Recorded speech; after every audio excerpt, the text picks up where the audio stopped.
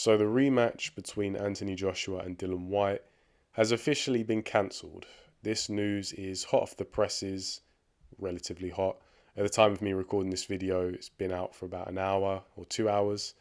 There is an official statement from Matchroom Boxing, which you can find on their social media pages. And it says, today the Voluntary Anti-Doping Association, VADA, informed Matchroom, the Association of Boxing Commissions, and the British Boxing Board of Control that Dillian Whyte had returned adverse analytical findings as part of a random anti-doping protocol. In light of this news, the fight will be cancelled and a full investigation will be conducted. Further information on the event will follow. End quote. So, an official statement there from Matchroom Boxing. To be honest, we can't really say or do much. We can't even really speculate just because there's such little information at this point. And I know people don't like this. I saw throughout the course of the Conor Benn situation that people were quite frustrated, the likes of me especially, because I was pretty quick on that news. I think when I did my video on Conor Benn failing that test, it was like 40 minutes after it had after the news had broken. I think I even beat G-Man, that's quick because G-Man's, Johnny on the spot with news. But yeah, a lot of people were frustrated that I didn't come out all guns blazing, pointing things, saying, Conor Benn, cheater, string him up. Just because you have to let the kind of relevant and appropriate process take place. There's such little information. An adverse analytical finding, what does that mean? There are so many different factors and so much nuance that you can't just come out straight away and point the finger and say, caught him, dirty cheat.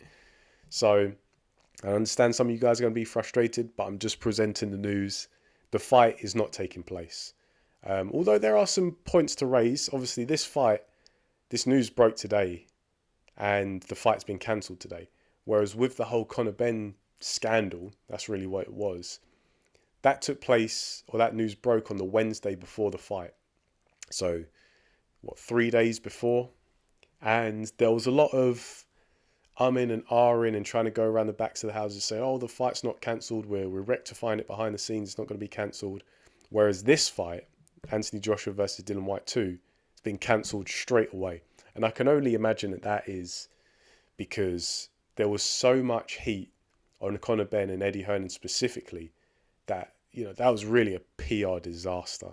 And Eddie Hearn, I imagine, is not trying to take any chances. And so if he's presented with a situation like that again, he's going to try and really be by the book and stay on people's good side, because that was just the way they conducted themselves. Eddie Hearn and Conor Benn was just atrocious. They didn't do themselves any favors, excuse me.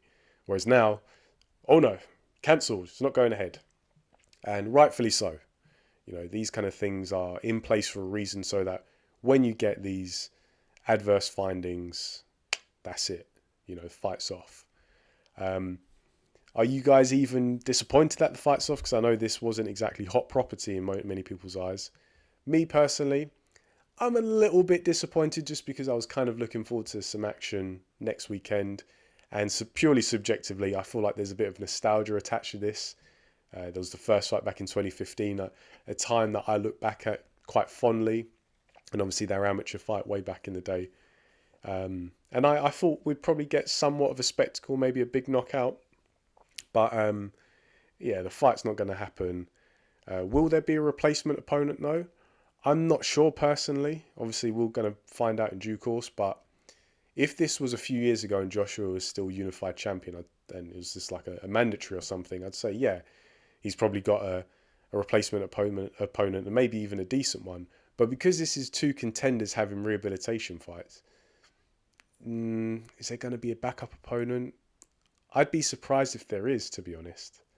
And the card as a whole isn't great. There's this fight, then there's Chisora versus Washington, then the rest of the card is just dross, in my opinion. It's not great at all. When you factor in as pay-per-view, leaves a bitter taste, I must say. Hatman actually did a video think it was yesterday, on the Chisora Washington fight. And I said in the comments that other than the main event and that fight, the rest of the card's like a next gen show, like one of those next gen shows that Matchroom used to put on a few years ago in York Hall, middle of the week stuff. Not great at all. But I guess we'll find out shortly. Hopefully, we don't have to wait too long to find out whether Joshua gets a replacement opponent. Will this fight go ahead? Yeah, it's all kind of up in the air right now.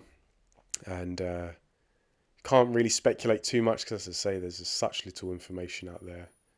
Adverse analytical finding could be anything. But to play devil's advocate, Dillian Whyte does have a bit of a history with failing tests and whatnot, and obviously he served a ban many years ago, which I know that kind of stuff is going to stick in the minds of people, and they're going to make up their mind regarding this situation straight away, which I'm not going to do that myself. I'm going to wait for the information to come out and to see how this unfolds and go from there. However, you can make your own mind up. It's your prerogative. You can have your suspicions. I'm just presenting the news. And yeah, that's all from me on this one. Let me know what you guys think in the comment section below, and I'll get back to you. But for now, thanks for listening, and I'll catch you on the next video.